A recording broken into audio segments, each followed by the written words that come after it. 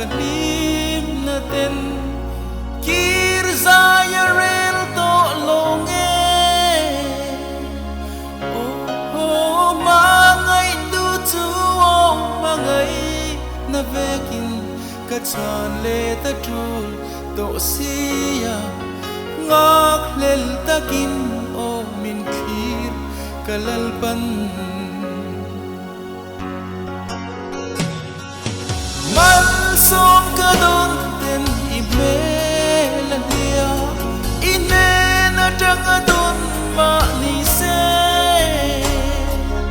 leilal puan ro pui ming thang na le nom na ten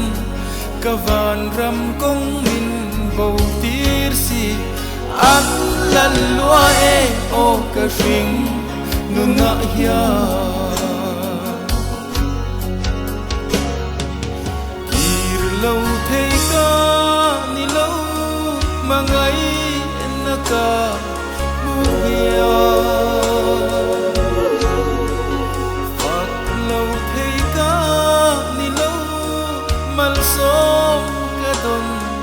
te hiya ma ngai le ve apu ka pa ka lal i suwa hian ngang lel takin o min khi reng sia cha na mayan chang kalim na ten bei don na khul ruwa ma mo hey hi em lâu ni le o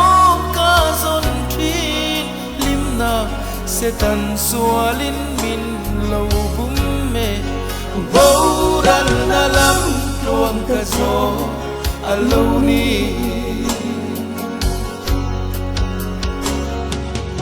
ir lâu thei ka ni lâu mangai na ka mu hiya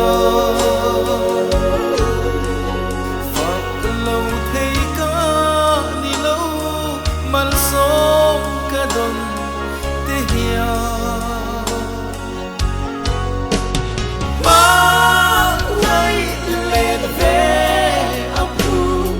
ka pa ka lal i suwa hian ngak lel takin o min khi reng sia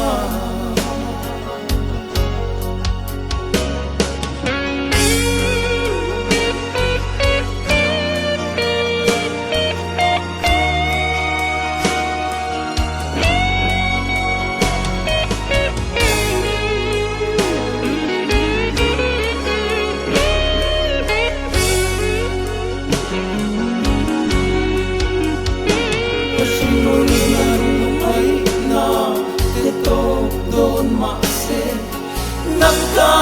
nela i om tua i fa te nam le rum hi lo ngai a tham wang in min tem to anga thi na lim ko ro po zo do to ma ilangin ka sam to long o ka lan pan ka thara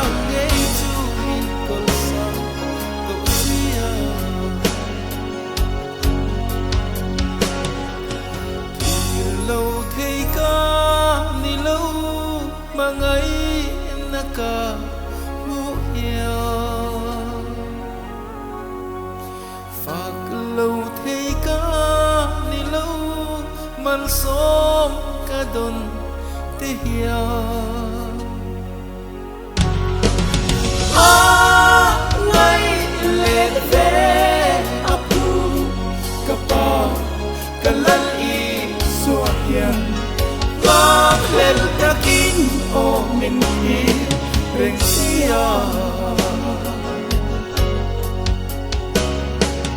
ma ngai let ve apu ka pa ka lal i suwa hian